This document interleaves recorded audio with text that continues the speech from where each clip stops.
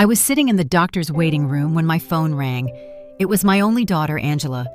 Her voice sounded strange, almost cold, as she said, "Mom, we're going on a trip to Europe tomorrow. I already sold your beach house and your car. We needed the money. Bye." And she hung up, just like that. 45 years raising her, sacrificing for her, and she discarded me like garbage. But I took a deep breath and smiled, because there was something my dear daughter didn't know. My name is Antonia Brooks. I'm 71 years old, and until that moment, I thought I knew my daughter. I had become a widow 6 months ago. My husband, Robert, had passed away from a heart attack while we were eating breakfast, just as we had done every morning for 45 years. That morning, he had served me coffee with cream and toast. As always, he had kissed my forehead and said, "Good morning, my love." Those were his last words. Since then, Angela had been more present in my life, or so I believed. She came to visit 3 times a week. She helped me with the funeral arrangements and accompanied me to the grocery store. She even suggested I see a doctor for a general checkup. "Mom, you need to take better care of yourself now that you're alone," she'd say with that smile I thought was love, but now I understood was for convenience. The beach house had been our sanctuary for years. Robert and I bought it when Angela was 15, with a lot of hard work and sacrifice. Every summer we'd go there, building memories, celebrating birthdays and Christmases. Angela would bring her boyfriends, and later her husband, Edward. I would cook for everyone, clean, and do the laundry. It was our family tradition. I never thought she'd see it as just money. And the car, that old Ford pickup truck Robert cared for like his own child. He'd wash it every Sunday, change the oil religiously, and always park it in the same spot under the shade of the tree. Angela knew what that truck meant to me. It was the last thing I had left of him. His scent still lingered on the seats. When she hung up, I stayed there on that uncomfortable green plastic chair, surrounded by other sick people, and for the first time in months, I didn't cry. Something strange happened inside me, a calm I hadn't felt since Robert's death. Because in that moment, I remembered something I had completely forgotten. 3 days before he died, Robert had handed me a manila envelope. "Antonia, put this in the drawer of your dresser. If something happens to me, open it after a while, but only when you feel ready." I had put it away without much thought. After the funeral, with so much grief and so many arrangements, I simply forgot. But there it was, waiting for me at home. The nurse called me to go into the office.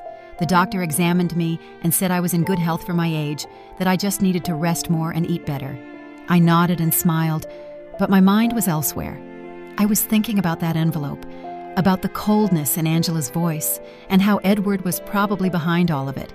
He had never liked me. He always saw me as a nuisance. I left the office and walked slowly to the bus stop. I no longer had a car, according to Angela, but as I waited, I couldn't help but smile. There was something poetic about all of this. My daughter thought she had left me with nothing, but what she didn't know was that Robert, my dear Robert, had always been a man who planned ahead. The bus arrived, and I sat by the window. I watched the city go by. The houses, the stores, people rushing everywhere, all with their own tragedies, their own secrets. I had my own too, and I was about to discover them. When I got home, I went straight to my room. I opened the dresser drawer, and there was the manila envelope, exactly where I had left it. My hands trembled slightly as I picked it up. I could feel there were several documents inside. Robert had written my name on the front in his neat handwriting. I sat on the bed we had shared for so many years and took a deep breath. It was starting to get dark outside, and the house was filling with those familiar shadows that no longer scared me. I opened the envelope slowly, as if unwrapping a birthday gift. What I found inside would change everything. What I found in that envelope took my breath away. There were legal documents, deeds, bank certificates, and a handwritten letter from Robert. My eyes filled with tears as I read his familiar handwriting. "My dear Antonia, if you are reading this, it means I am no longer with you. Forgive me for not telling you everything while I was alive, but I wanted to protect you from worries. Over the years, I invested our savings in properties and businesses. We don't just have the beach house, we have 6 other properties, including the apartment building where Angela and Edward live. We also have shares in 3 companies that are worth more than you can imagine. You are rich, my love. You always were rich. But now you are on paper, too." My hands trembled as I looked through the documents. There were deeds to houses in different city neighborhoods, a downtown condo, a small motel on the coast, and indeed, the 20-story apartment building where my daughter lived. Robert had been the silent owner for the past 10 years, but had put everything in the name of a company I didn't know about. And according to the papers, I was the sole heiress of that company. There were also bank statements for accounts I never knew existed, with numbers that seemed unreal. Robert had been a bus driver for 40 years, but apparently he had also been a very smart investor. Every penny we saved, every sacrifice we made, he had multiplied in silence, and I never knew anything. In the letter, Robert explained that he had kept it all a secret because he didn't want me to worry about money or for Angela to know about our real financial situation. "You know our daughter, Antonia. If she knew we had so much money, her attitude would change. I want her to love us for who we are, not what we have." What irony. Our daughter had left us thinking we had nothing, when in reality, we had everything. That night, I couldn't sleep. I walked around the house, touching the old furniture and the knickknacks Angela had always criticized for being outdated. I looked at the family photos on the wall, especially the one where she was 5 years old, sitting on Robert's lap and laughing. Where did that sweet little girl go? When did she become so cold, so calculating? The next day, early in the morning, the phone rang. It was Angela again. Her voice sounded different, softer, but I had already learned to be wary of those shifts in tone. "Mom, how are you? I wanted to tell you we already transferred the money from the house and the car. We deposited your share into your account. It's not much, but it'll help you live for a few months while you look for something smaller." "My share?" I asked, keeping my voice calm. "Yes, Mom. We obviously weren't going to leave you with nothing. We gave you 30%. That's fair, right? We need the money for our investment in Europe. Edward has an incredible business opportunity over there. 30% of my own things. How generous." "I see, honey. And when do you leave?" "This afternoon. Our bags are already packed. We'll be gone for at least 6 months, maybe more if the business goes well. But don't worry, Mom. When we get back, we'll help you find a small apartment, something that fits your needs." "Fits my needs," as if she knew what my needs were. "Okay, Angela, have a safe trip." "Oh, Mom, I knew you'd understand. You've always been so compassionate. We love you so much." And she hung up. I stood there with the phone in my hand, and for the first time in months, I laughed. I laughed like I hadn't since Robert died. The situation was so absurd, it was comical. My daughter had robbed me, kicked me out of my own house, talked to me with unbearable condescension, and all to fund a European adventure that would probably be a disaster. But what bothered me most wasn't the money, it was the ease with which she had discarded me.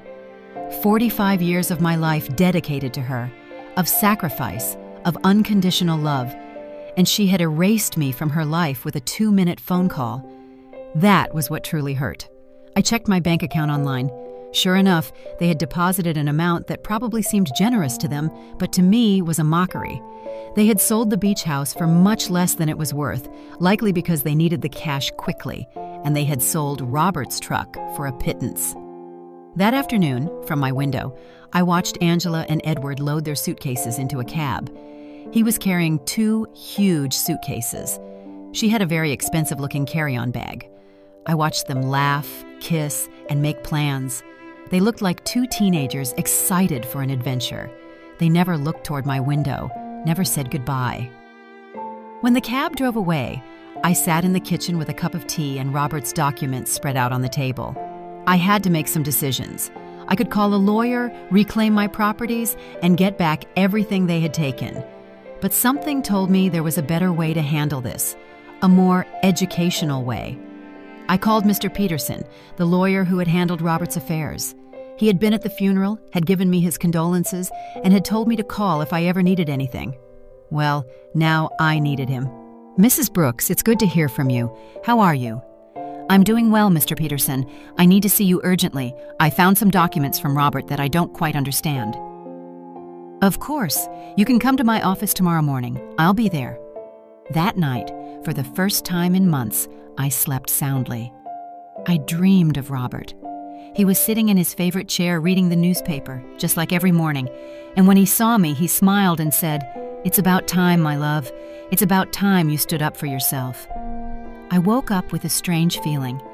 It wasn't exactly happiness, but it wasn't the sadness I had felt for so many months either. It was something like determination. For the first time since Robert's death, I had a clear purpose. I was going to get back what was mine, but not in the way Angela expected. The next morning, I got dressed with more care than usual. I put on my wine-colored dress, the one Robert always said made me look elegant. I fixed my hair and put on a little makeup, and when I looked in the mirror, I saw a woman I hadn't seen in a long time. I saw a strong woman. Mr. Peterson's office was downtown.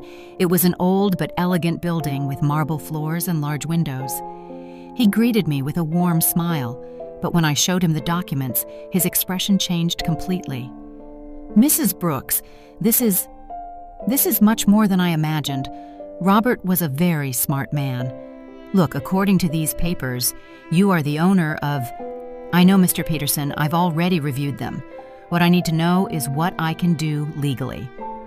Mr. Peterson explained that everything was in order, that the documents were legitimate, and that I was the rightful owner of all those properties. He also confirmed something I had already suspected. The sale of the beach house was illegal because Angela had no right to sell it. "We can get the house back immediately, Mrs. Brooks, and we can also proceed with legal action against your daughter for fraud." "No, Mr. Peterson. I don't want to proceed with legal action. I want to do this another way. I want everything to remain a secret for now. Can you help me?" He looked at me with curiosity, but he nodded. "Of course. You are my client. What do you need?" "I need you to discreetly get the beach house back, do what is necessary to nullify that fraudulent sale, and I need you to help me gain real control of all my properties, especially the building where my daughter lives." "I understand. It will be a process that takes a few weeks, but it's completely feasible." "Perfect. And Mr. Peterson, I need no one to know I am behind all of this, at least for now." When I left his office, I felt as if I had woken up from a very long dream. I walked through the downtown streets, watching the people, the buildings, the life that was going on as normal. But for me, everything had changed. I had a plan. The following weeks were the strangest of my life. Officially, I was a poor widow who had been abandoned by her daughter, but in secret, I was a rich woman silently orchestrating the recovery of my assets. Mr. Peterson worked efficiently, and every few days, he would call me with updates on the progress of the legal proceedings. I decided to stay in my house for the time being. It was mine, after all, although Angela probably expected me to move into a single room. Every morning I would wake up, have breakfast at the same table where Robert and I had shared so many years, and then go for a walk in the neighborhood. The neighbors would greet me with that mix of pity and curiosity they reserve for recent widows. Aurora, my lifelong neighbor, came up to me one afternoon while I was watering the plants in the front. "Antonia, dear, is it true that Angela went to Europe and left you all alone?" "Yes, Aurora. She went with Edward. They have business plans over there." "And how are you going to live, sweetie? We all know Robert didn't leave much money." If you only knew, I thought. "Don't worry, Aurora. I'll be fine." "Do you need anything? I can bring you some food, help you with groceries?" "You're very kind, but I'm fine, really." Aurora looked at me with that expression I knew well. It was the same look I had received after the funeral, compassion mixed with a little relief that it wasn't her tragedy. "Well, you know where to find me if you need anything." These conversations were constantly repeated. The butcher, the baker, the lady at the corner store, everyone spoke to me with that soft tone they use with the unfortunate. And I would nod, smile, and thank them for their concern. But inside, a part of me enjoyed this performance. It was like living a double life. Mr. Peterson called me one Wednesday morning. "Mrs. Brooks, I have good news. I was able to nullify the sale of the beach house. The buyers didn't know the sale was fraudulent, so they got their money back without any problems. The house is yours again. Excellent, Mr. Peterson. And the building where Angela lives? That one is more complicated. Technically, you've always been the owner through the company, but we need to make some administrative changes so that you have direct control. That should take another 2 weeks. Perfect. Keep me informed. After hanging up, I sat in the kitchen with my coffee and thought about Angela. She had been in Europe for 3 weeks, and I hadn't heard anything from her. Not a call, not a message, not even a postcard. To her, I had ceased to exist the moment she got the money she needed, but I knew that was going to change soon. I decided to visit the beach house. I took the bus to the coast, the same route Robert and I had taken hundreds of times. The house was exactly as I remembered it, small, painted cream-colored, with a porch overlooking the ocean. The new owners had put some potted plants on the steps, but other than that, everything was the same. I sat on the curb across the street and looked at it for an hour. I remembered summer afternoons when Angela was little, running on the beach and building sandcastles, Robert grilling fish on the barbecue while I made salads in the kitchen, Angela bringing friends, then boyfriends, then Edward, all those happy moments that she had reduced to a simple commercial transaction. An older gentleman came out of the house and saw me sitting there. He approached me with curiosity. "Are you okay, ma'am?" "Yes, thank you. I'm just remembering. I knew the former owners." "Yes, I knew them very well. What a shame about what happened. They told us the elderly lady was very sick and needed to sell fast. We thought it was a steal, but it turns out the sale wasn't legal. We had to give the house back." "Did you know them personally?" "No. We did everything through intermediaries, but they told us the daughter was handling everything because the mother couldn't." What a sad situation. If you only knew how sad it really was, I thought. Well, I'm glad you didn't lose your money. Yes, luckily everything worked out well, although now we have to look for another house. We liked this one a lot. I left there with a heavy heart. It wasn't just the money that hurt. It was the ease with which Angela had lied about me. She had made up a story about my illness. She had used my supposed vulnerability to justify her actions. To her, I wasn't a person with feelings, but an obstacle that had to be removed. That night, I called Mr. Peterson again. "Mr. Peterson, I need you to help me with something else. I want to get Robert's truck back too." "That will be more difficult, Mrs. Brooks. The truck was in your name, but your daughter had a power of attorney that allowed her to sell it. How is that possible?" "Apparently, you signed that power of attorney a few months ago, after your husband's death. Don't you remember?" There it was, the moment Angela had started planning all of this. I vaguely remembered signing some papers she had brought to me, telling me they were to facilitate the funeral and inheritance arrangements. I had been so confused by grief that I signed without reading. How naive I had been. "I understand, Mr. Peterson. Is there any way to get it back?" "We can try, but it will be more complicated. We would need to prove that you signed that power of attorney under deception or coercion." "Let's do it. I want to get back everything they took from me." Over the next few weeks, I developed a strange routine. In the mornings, I was the poor widow everyone knew. I would go out to buy necessities, talk to the neighbors, and keep up appearances. But in the afternoons, I became a businesswoman. I would study Robert's documents, talk to Mr. Peterson, and plan my next move. I learned things about finance I never thought I would need to know. I discovered that Robert had been much smarter than I thought. Every one of his investments had been carefully calculated. The building where Angela lived, for example, wasn't just profitable from rent. It was in an area that was rapidly appreciating. I also discovered that Edward, Angela's husband, had a lot of debt. He had taken out loans using the apartment they lived in as collateral, not knowing he wasn't the real owner. When the banks figured this out, he was going to be in serious trouble. Mr. Peterson called me one Friday with important news. "Mrs. Brooks, we've finished all the paperwork. You now have total control of all your properties. I also got Robert's truck back." The buyer turned out to be an acquaintance of mine, and when I explained the situation, he agreed to return it in exchange for a small compensation. "Excellent work, Mr. Peterson. Now I need you to help me with one more thing. I want you to send a letter to my daughter." "What kind of letter?" "An eviction notice." There was silence on the other end of the line. "Mrs. Brooks, are you sure you want to do this?" "Completely sure. She decided I wasn't important in her life. Now she's going to find out how important I really am. I understand. Do you want me to send it to Europe? No. I want you to give it to her when she gets back. I have a feeling it's going to be very soon. I wasn't wrong. That same afternoon, Aurora came running to my house with fresh neighborhood news.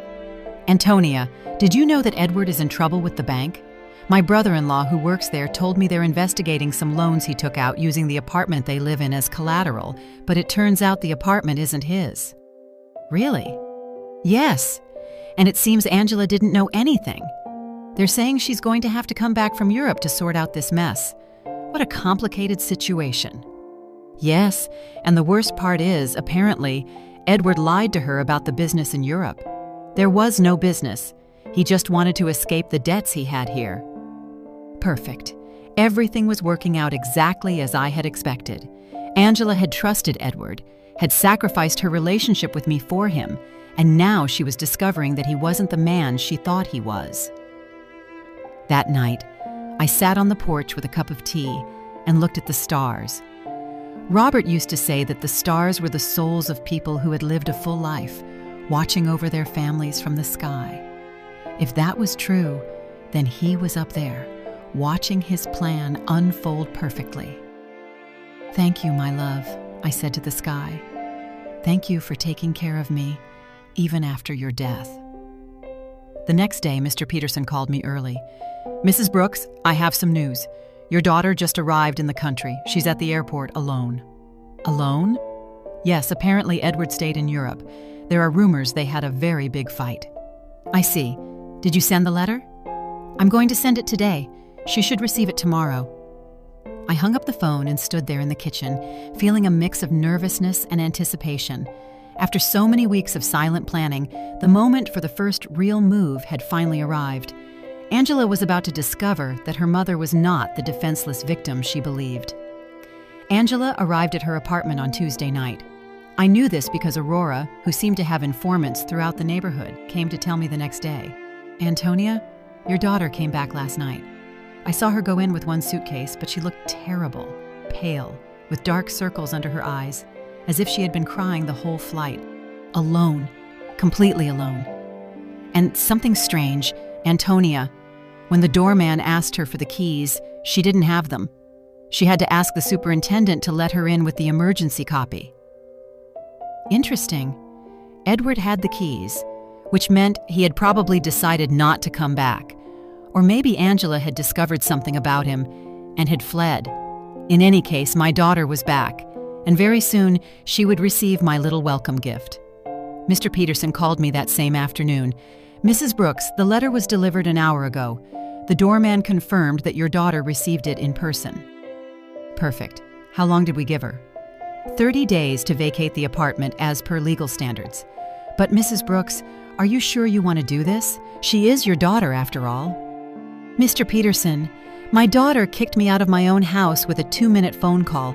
She sold my things without asking. She treated me like garbage. Now she's going to learn that actions have consequences." "I understand. I just wanted to make sure you had considered all the implications." "I have considered them, Mr. Peterson. All of them." That night, I couldn't sleep. I stayed awake imagining Angela's face when she read the letter. The initial confusion, then the disbelief, then the panic. She would probably think it was a mistake, that someone was trying to scam her. But when she called to verify, she would discover that everything was completely legal. The next day, as if she had been waiting for my call, the phone rang at 8 in the morning. It was Angela, and her voice sounded desperate. Mom, I need to talk to you urgently." "Good morning, honey. How was Europe?" "Mom, I don't have time for that right now. I received a very strange letter yesterday. It says I have to vacate my apartment in 30 days. It must be a mistake, right? Do you know anything about this?" "An eviction notice. How strange. From whom?" "From a company I've never heard of. It's called..." "Wait, let me find the letter. Robert Investments, Inc. Do you know this company?" Robert had used his own name for the company. How poetic. "No, honey, I've never heard that name." Are you sure the letter is legitimate? That's what I want to find out. Mom, I need you to help me. I don't know what to do. Edward left me in Europe. He ran off with another woman, and now I come back to this. I don't understand what's happening. There was the confirmation. Edward had abandoned her, probably when the money ran out, or when he realized that the legal problems at home were more serious than he thought. Poor Angela. She had sacrificed her family for a worthless man. I'm so sorry, honey. Where are you now? I'm in the apartment, but I don't know for how long. Mom, can I come see you? I need to talk to someone. I don't have anyone else. The irony was perfect. Now that she was left without the man for whom she had abandoned me, she remembered she had a mother. Of course, honey. Come over whenever you want. I'm on my way. I hung up the phone and looked at myself in the mirror. I had to be perfect for this performance. I put on my most conservative gray dress, tied my hair in a simple bun, and practiced my expression of a worried but resigned mother. When Angela arrived, she would see exactly what she expected to see: a poor, vulnerable widow who had been abandoned by her own daughter. Angela arrived an hour later. When I opened the door, I was surprised at how bad she looked. She had lost weight, had deep circles under her eyes, and her expensive clothes looked wrinkled and unkempt. Her eyes were red from crying. "Mom," she said, and for a moment I thought she was going to hug me, but she stopped, as if she suddenly remembered how things had ended between us. "Come in, honey. Do you want some coffee?" "Yes, please." We sat in the kitchen, at the same table where I had read Robert's documents weeks ago. Angela looked small in that chair, lost, just like when she was a child, and came to tell me about her school problems. "Mom, I'm so sorry for the way I left. I know I didn't treat you well." "It's in the past, honey." "No, it's not. I treated you badly.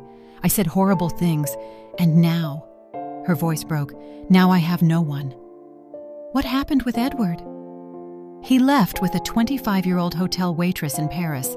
It turns out there was never any business in Europe. It was all a lie. He just wanted to escape the debts he had here and use the money from the sale of your house to fund his adventure." "All the debts?" "Yes, Mom, so many debts. It seems he had been taking out loans for years, using the apartment we lived in as collateral. But now I find out he wasn't the owner of the apartment." "How is that possible?" Here was my opportunity. "I don't know, honey. Property matters are very complicated. The problem is that now the banks are coming after me for his debts. They say since we were married, I'm also responsible. And on top of that, this eviction notice. Mom, I don't know what to do. I don't have money. I don't have a job. I don't have anywhere to live." She started to cry, real tears of genuine desperation. And for a moment, my mother's heart softened. I wanted to hug her, console her, tell her everything would be okay.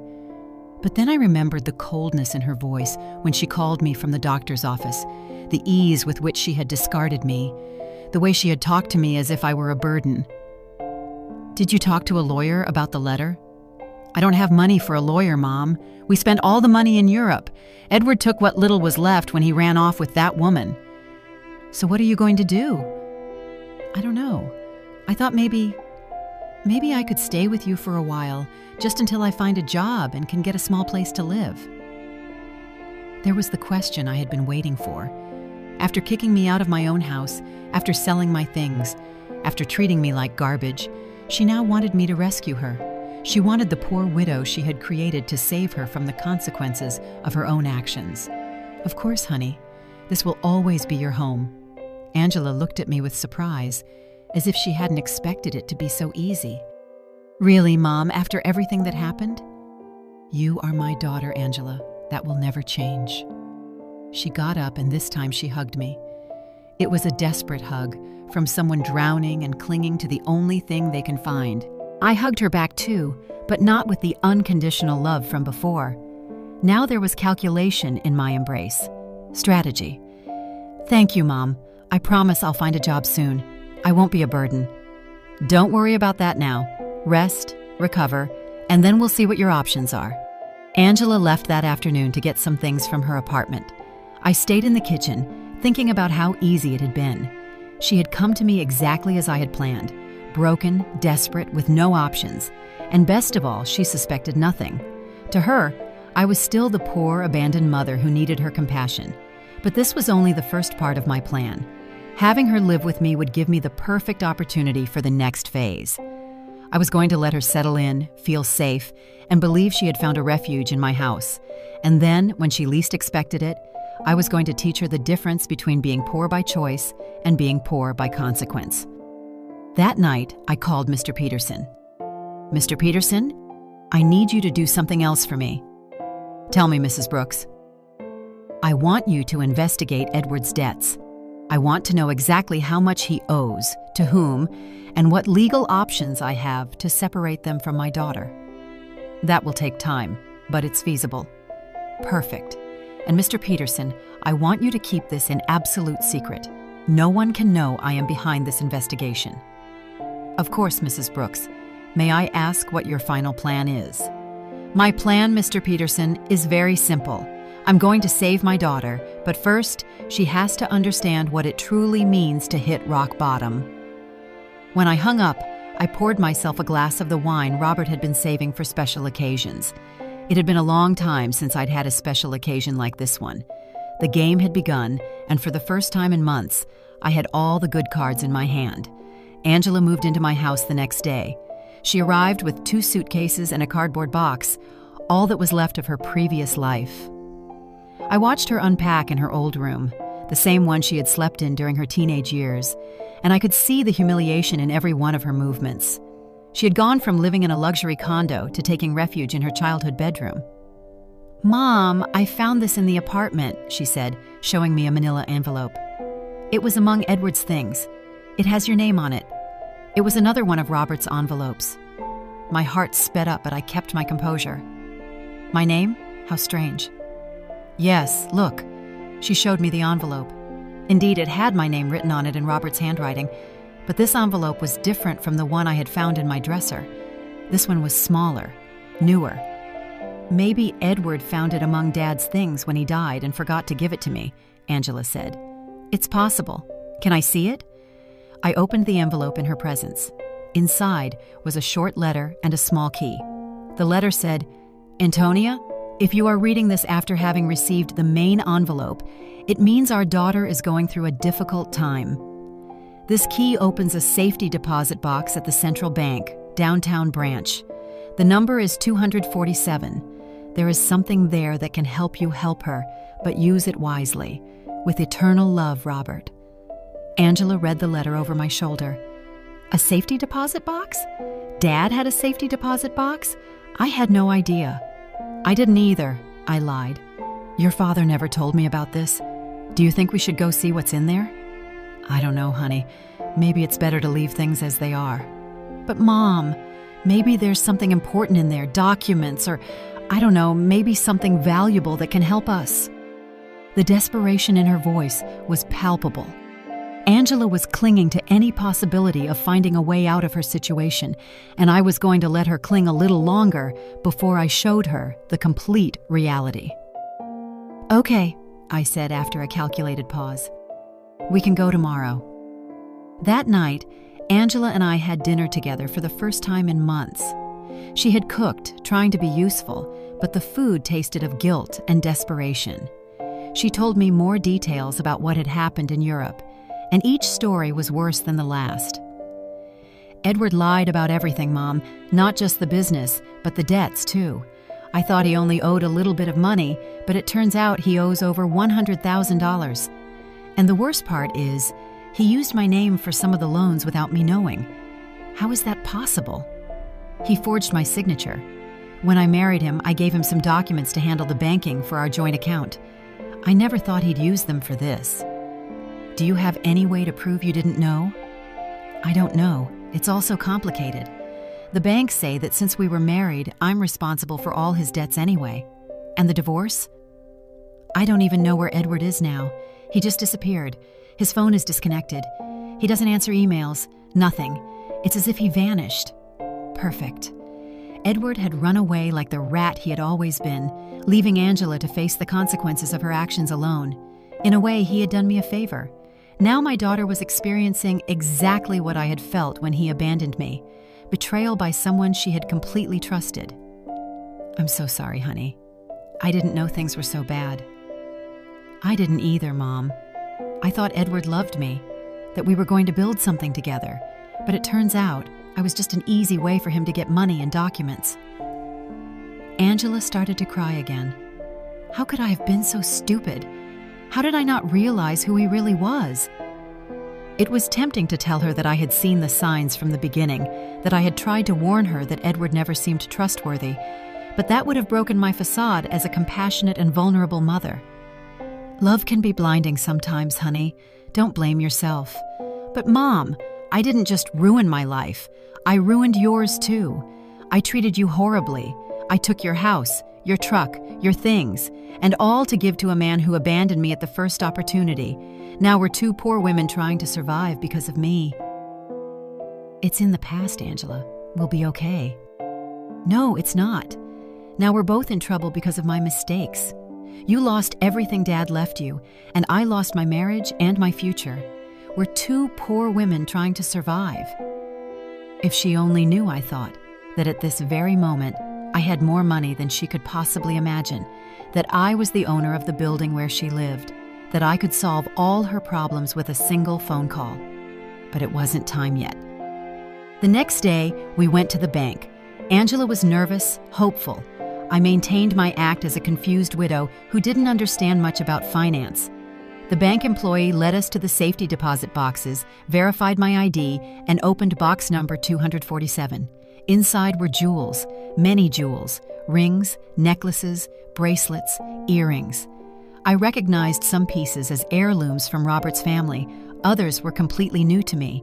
There was also a letter explaining the origin of each piece and its approximate value. Angela gasped. Mom, this must be worth a fortune. You think so? Yes.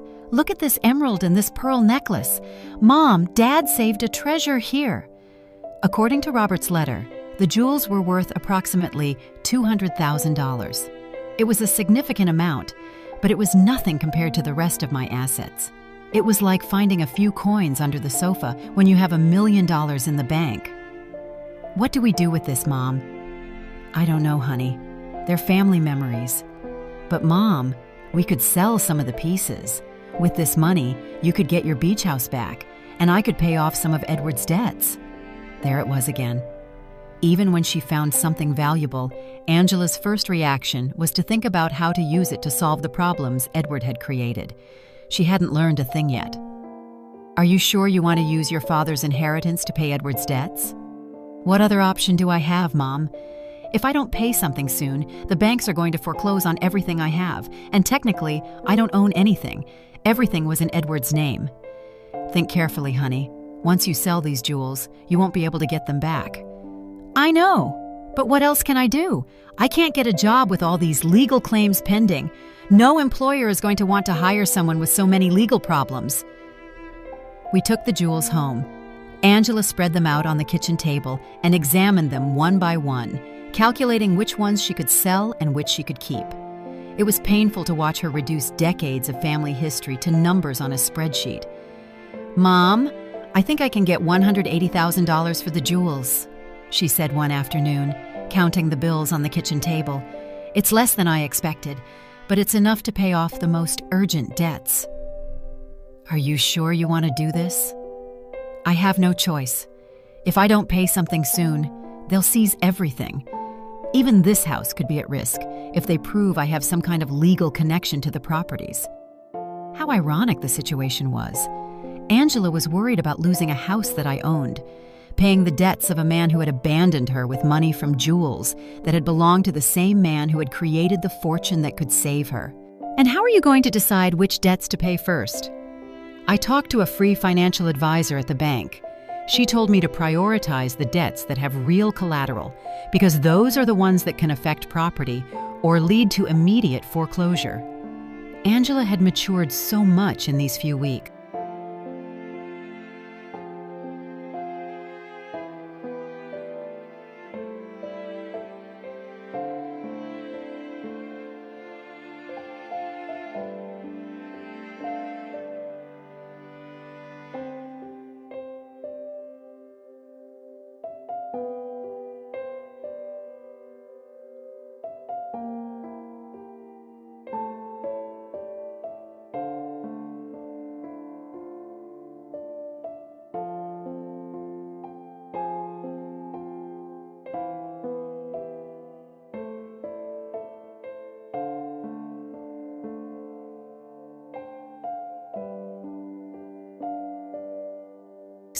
The woman who had sold my things without consulting me was now carefully investigating every financial decision.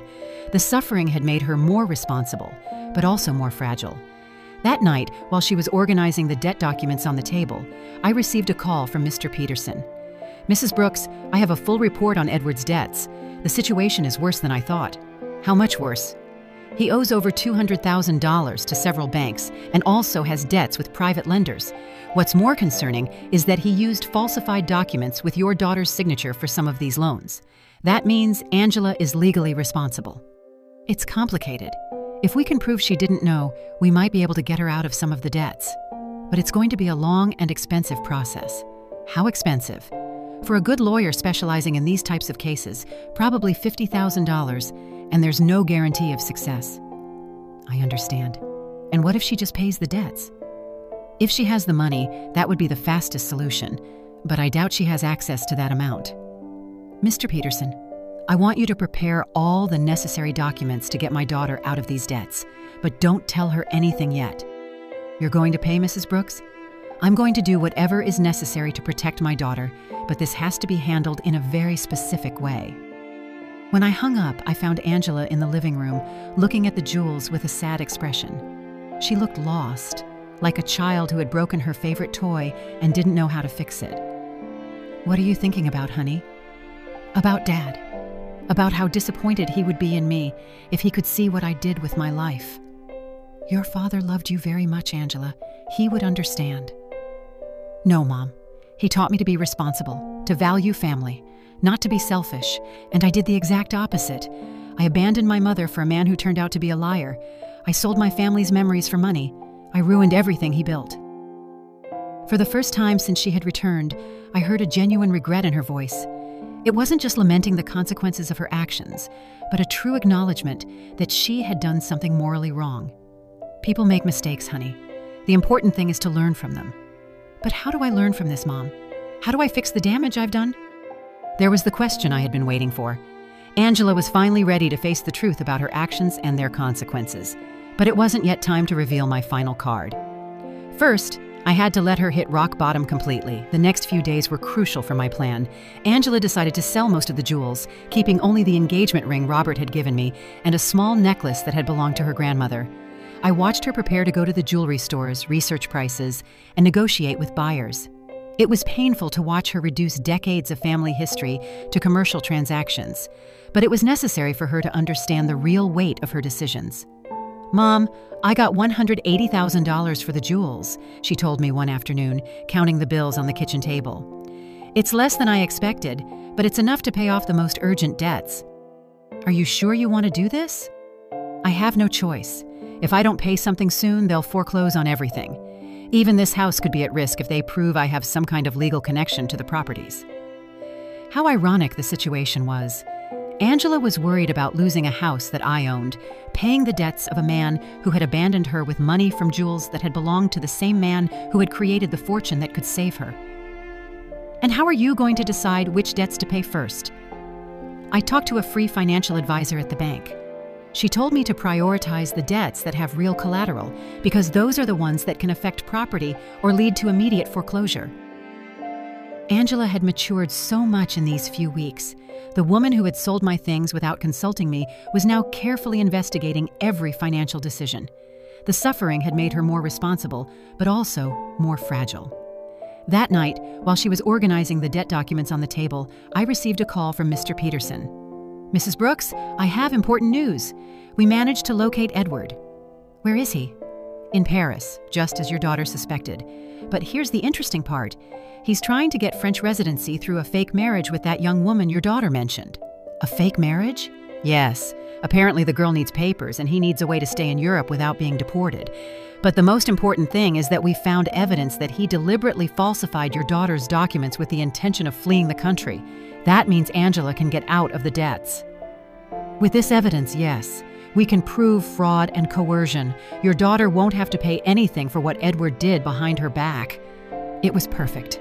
I had a way to save Angela from all her debts legally, without her suspecting that I had the money to do it. "Mr. Peterson, I want you to start the legal process immediately. Don't tell my daughter anything yet. I want the process to be completely finished before I tell her. I don't want to give her false hope." "Understood.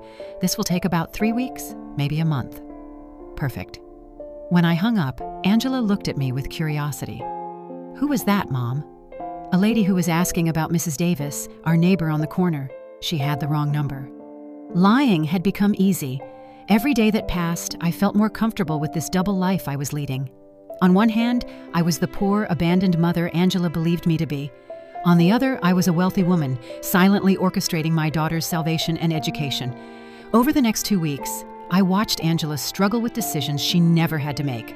How to stretch money for food, how to negotiate with creditors, how to look for a job when your credit history is ruined. It was a cruel but necessary education. "Mom, I went to 3 job interviews today," she told me one evening, coming home with swollen feet and a tired face.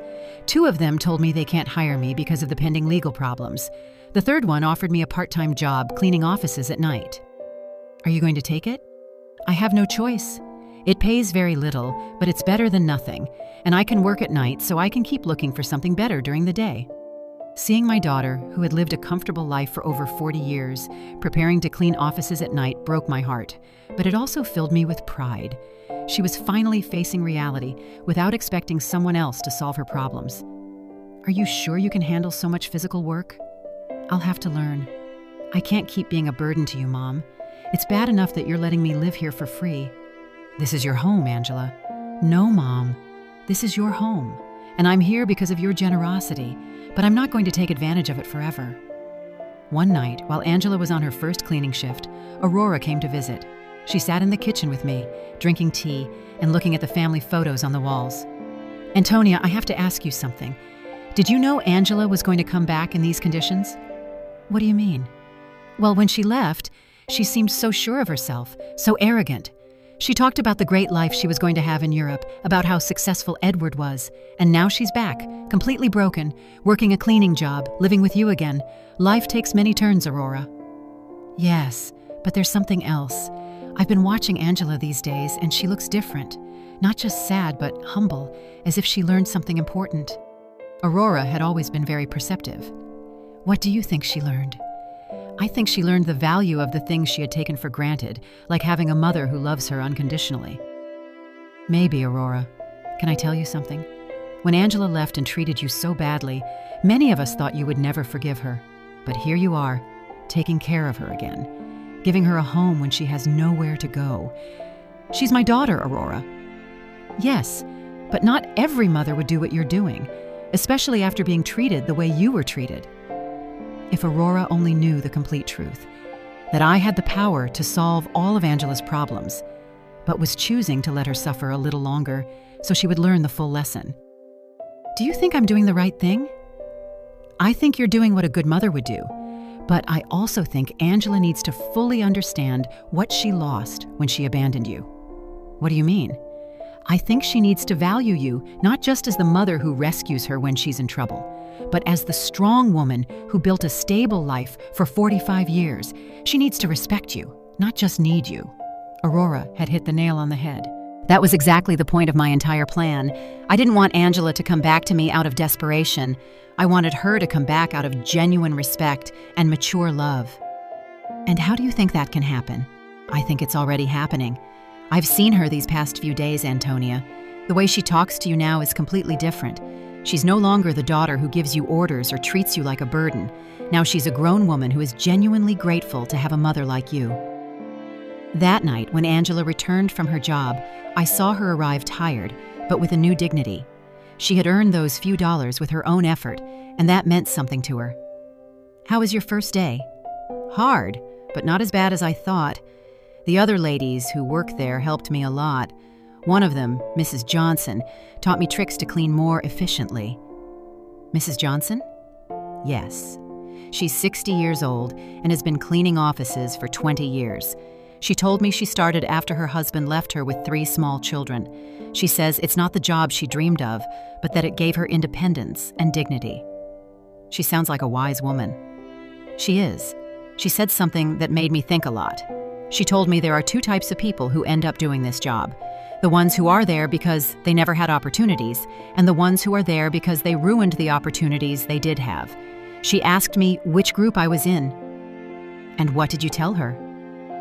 I told her the truth, that I had all the opportunities in the world, a family that loved me, a stable home, an inheritance, and that I ruined it all by following a worthless man.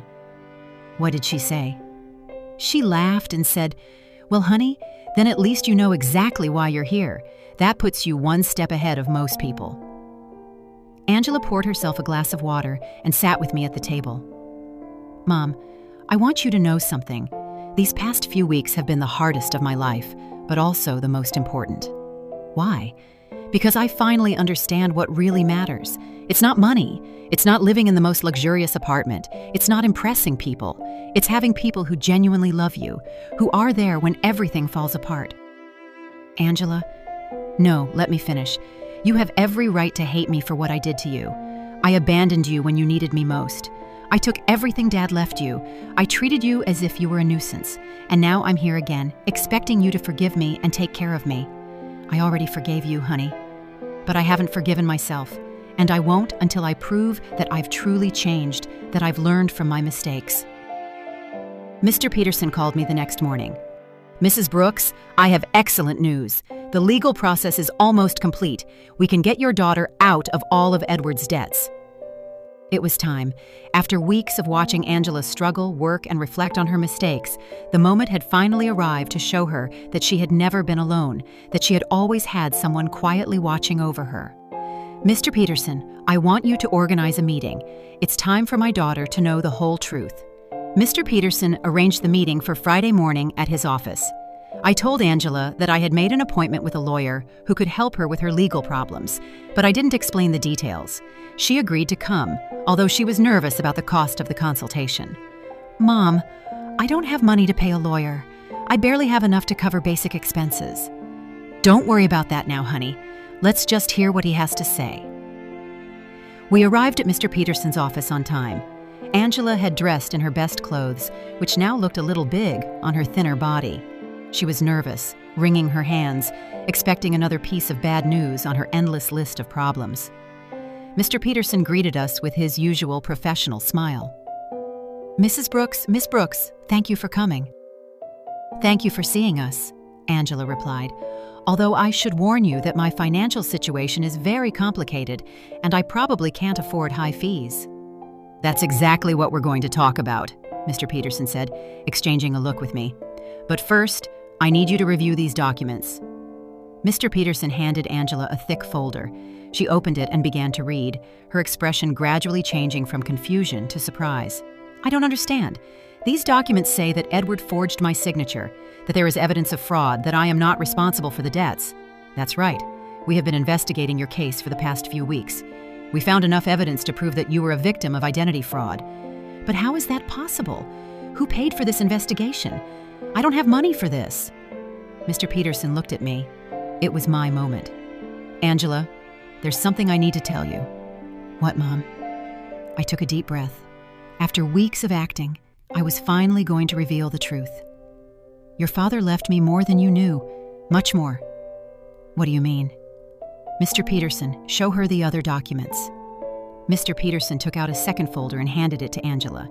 This time, the documents were the property deeds, the bank statements, the investment certificates, the entire fortune Robert had built in secret. Angela read in silence for several minutes. Her face went through a complete range of emotions: confusion, disbelief, shock, and finally, comprehension. "Mom, this says you are the owner of the building where I lived." "Yes, and that you have other properties, bank accounts, investments?" "Yes, this means that when I sold the beach house, it was my house, and the sale was fraudulent." "I already got it back." Angela stared at the papers, trying to process the information. "How long have you known this?" "Since the day you called me from the doctor's office." "You knew all this when I came back from Europe asking for help?" "Yes." "You knew you could solve all my problems when you saw me crying every night?" "Yes." There was a long, tense silence. Angela closed the folders and looked directly into my eyes. "Why, Mom? Why did you let me suffer when you could have helped me?" This was the question I had been waiting for weeks. Because you needed to learn something you couldn't learn any other way. What? You needed to learn the value of the things you had lost, the value of family, of respect, of responsibility. When you abandoned me, it wasn't just money you took from me. It was dignity, it was love, it was trust. Angela started to cry, but they weren't tears of self-pity, like the ones she had shed during these weeks. They were tears of deep understanding. I abandoned you when you needed me most. Yes. I treated you like garbage. Yes. And you saved me anyway. Yes. But not in the way you expected. I didn't save you by giving you money so you could keep making the same mistakes. I saved you by letting you hit rock bottom so you could learn to save yourself. Mr. Peterson discreetly intervened. Miss Brooks, your mother has paid all the legal expenses to free you from Edward's debts. She has also recovered all the properties that were sold fraudulently. You are completely free of legal problems. And the cleaning job I got? You can quit if you want, I said, but I hope you don't. Why? Because that job is teaching you something you never learned when everything was easy. It's teaching you the value of your own effort, the dignity of honest work, the importance of valuing every dollar you earn. Angela wiped her tears and looked at me with an expression I hadn't seen in years. It wasn't the look of a daughter who needs her mother, but the look of a grown woman who respects another woman. Do you forgive me, Mom? I forgave you a long time ago, honey. The question is, can you forgive yourself? I don't know if I can. I did unforgivable things. People make mistakes, Angela. The important thing is what we do after we recognize those mistakes. Mr. Peterson left us alone in his office for a few minutes. Angela and I sat in silence, processing everything that had happened. Mom, I want you to know something. Even if you didn't have all this money, even if you were really the poor widow I thought you were, I would have learned the same lesson. What lesson? That there is nothing more valuable than having someone who loves you unconditionally. During these past few weeks, the only thing that kept me sane was knowing I had a home with you, that no matter how much I had ruined my life, you were still my mother. That will never change, Angela. I know, but I also know that I can never take that love for granted again. I have to earn it every day, with respect, with gratitude, with actions, not just words. We left Mr. Peterson's office with a completely new relationship. We were no longer mother and daughter united by blood and habit. We were two grown women who had chosen each other after going through the most difficult test imaginable. The following weeks were about rebuilding, but not the kind Angela expected. Even though she now knew I had enough resources to solve all her problems, she decided to keep her night cleaning job. Mom, I need to finish what I started, she told me one afternoon as she was getting ready for work. I can't just go back to a comfortable life as if nothing happened. Are you sure? You don't have to punish yourself forever. It's not a punishment. It's a way of remembering who I was and who I want to be now. I watched her put on her work uniform, something unthinkable a few months ago when she lived in the luxury condo with Edward. But there was something different in her posture, in the way she moved. She was no longer the broken woman who had arrived crying at my door. She was someone who had found dignity in honest work. Aurora came to visit me that afternoon, as she had done every few days since Angela had returned. Antonia, there are some very strange rumors going around the neighborhood. What kind of rumors? People are saying that you're not as poor as we all thought. Someone saw Angela leaving a very elegant lawyer's office downtown, and then they saw her paying off all her debts at the bank. People talk a lot, Aurora. Yes, but they're also saying you got your beach house back and that somehow you managed to solve all of Angela's legal problems. That costs a lot of money, Antonia. Aurora knew me too well to fool her for long. What do you want to know exactly? I want to know if my friend of 40 years has been lying to me about her situation. I poured myself a cup of tea and sat across from her. It was time to be honest with someone else. Robert left me more than anyone knew, Aurora. Much more. How much more? Enough so that Angela and I never have to worry about money again. Aurora was silent for a moment, processing the information. And why did you pretend to be poor all these months? Because I needed Angela to learn something she couldn't learn any other way.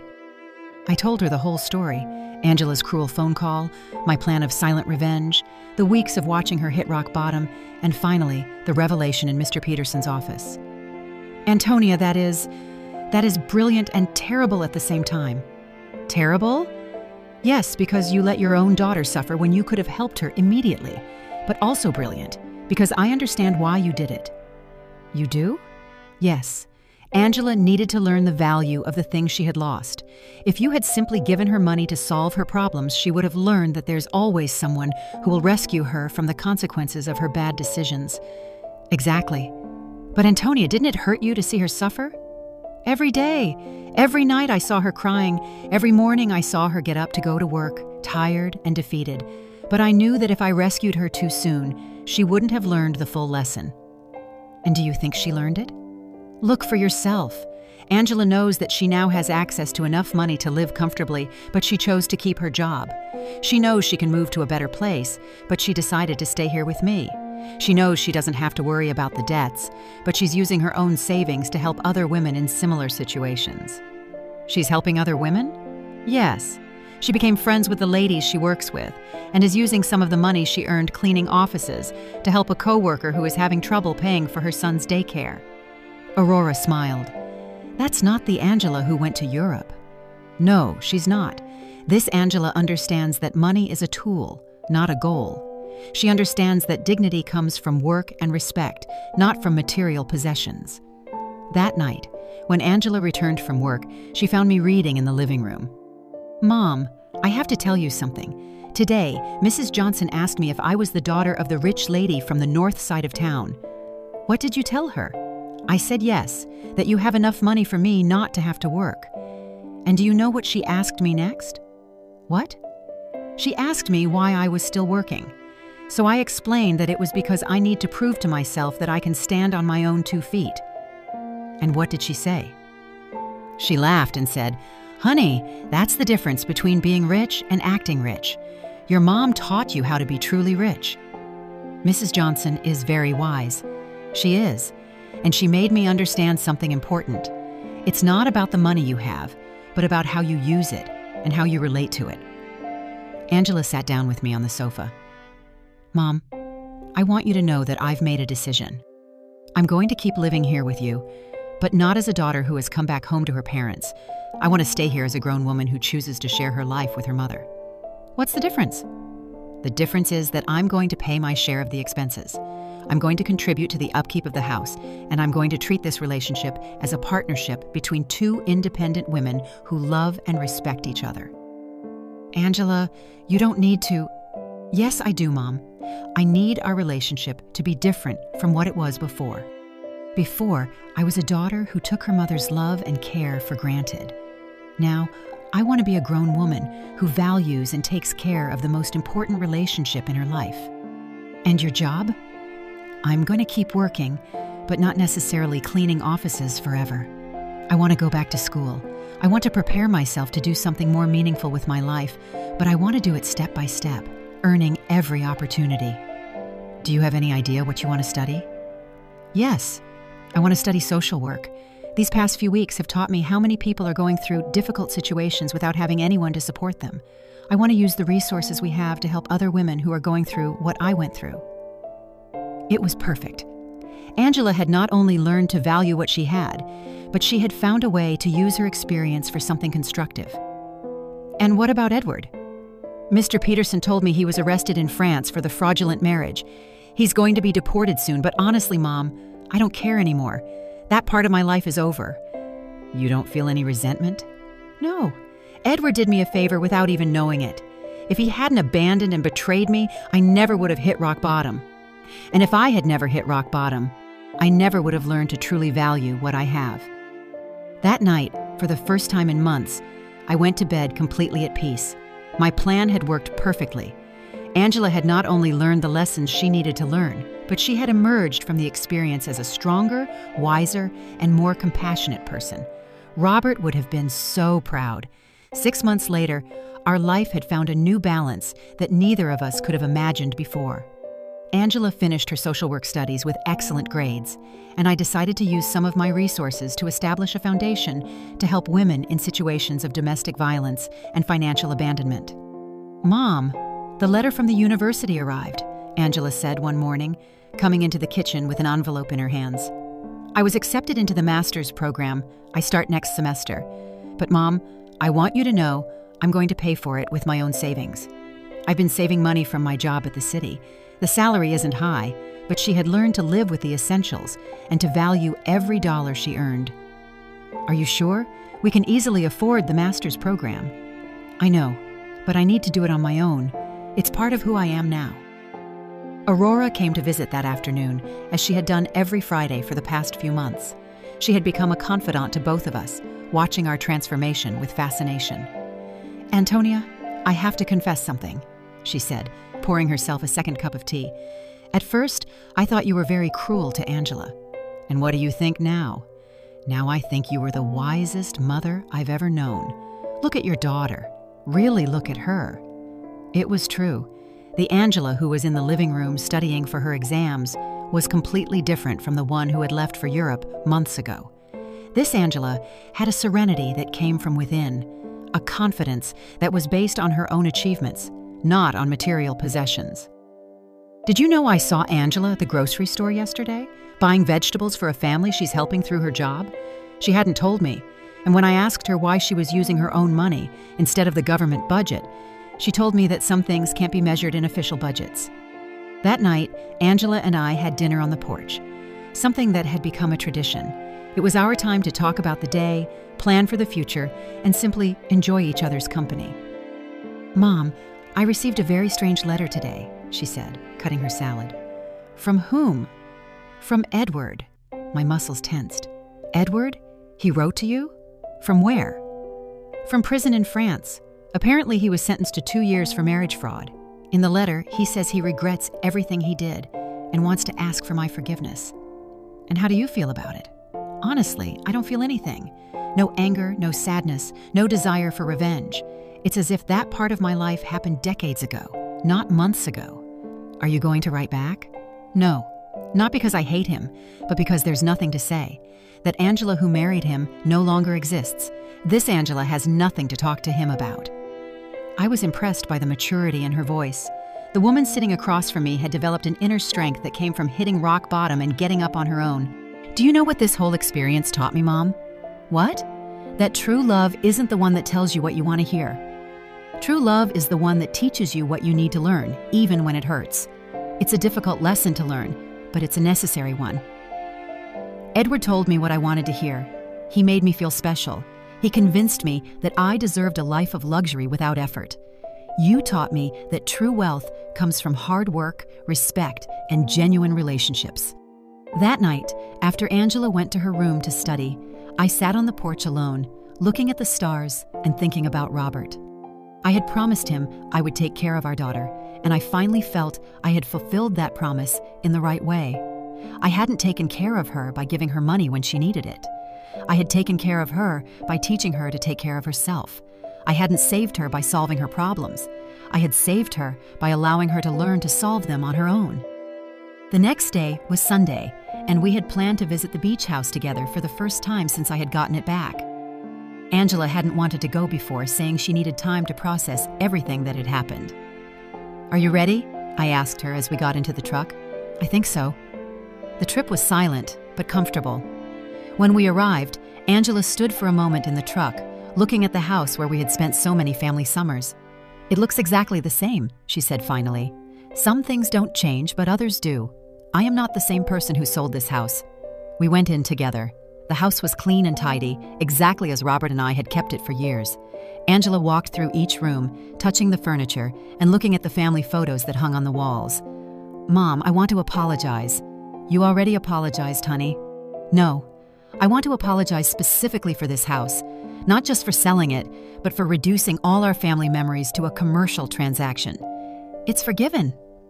This house represents 40 years of family summers, of birthdays, of Christmases. Dad built that porch with his own hands. You planted that garden. I learned to swim at that beach, and I turned it all into money to fund the adventure of a worthless man. She sat on the sofa where Robert used to read on Sunday mornings. Do you know what hurts me the most? What? That when I sold it, I didn't feel anything. It was just another property. Now being here again, I can feel Dad in every corner. I can hear his laughter, smell his morning coffee, see his reading glasses on the table. He is here, Angela. He has always been here. I know. And I also know that he is proud of how you handled all of this. We spent the whole day at the house, cooking together, cleaning, and fixing small details. It was like a ritual of reconnection, not just with the place, but with the values that place represented. When the sun began to set, we sat on the porch Robert had built, looking at the ocean. "Mom, I have a proposal." "What is it?" "I want us to turn this house into a temporary shelter for women who are leaving situations of domestic violence, a place where they can stay while they rebuild their lives." It was the perfect proposal. Robert would have loved the idea that his beach house would serve to help other families. "I think that's a beautiful idea, honey. We can use some of the foundation's resources to maintain it, and I can oversee the program through my job." "Are you sure you want to turn our family sanctuary into that, Mom?" "The best sanctuaries are the ones that are shared. Dad always said that a house isn't truly a home until it opens its doors to other people who need love." He was right. Robert had always been generous with our home, inviting relatives, friends, and neighbors who needed a place to stay. We returned home that night with a new project and a completely renewed relationship. We were no longer mother and daughter united by obligation or need. We were two women who had consciously chosen to build a life together based on love, respect, and a common purpose. That night, before falling asleep, I spoke to Robert in silence. "We did it, my love. Our daughter finally understood what truly matters." And for the first time since his death, I felt he answered me. "I always knew you would. You're both stronger than you think." Justice had arrived not as revenge, but as education, not as punishment, but as transformation. And in the end, we had both gained something much more valuable than money. We had gained an authentic relationship built on a solid foundation that no future crisis could destroy. Did you like my story, and which city are you listening from? Let's meet in the comments. If you liked the story, you can support me by sending a super thanks so I can keep bringing more stories like this. Thank you so much for your sweet support. I'm looking forward to your comments on the story. On the screen, you can see 2 new life stories that I highly recommend. There's so much more on my channel. Don't forget to subscribe. See you in the next life story with love and respect.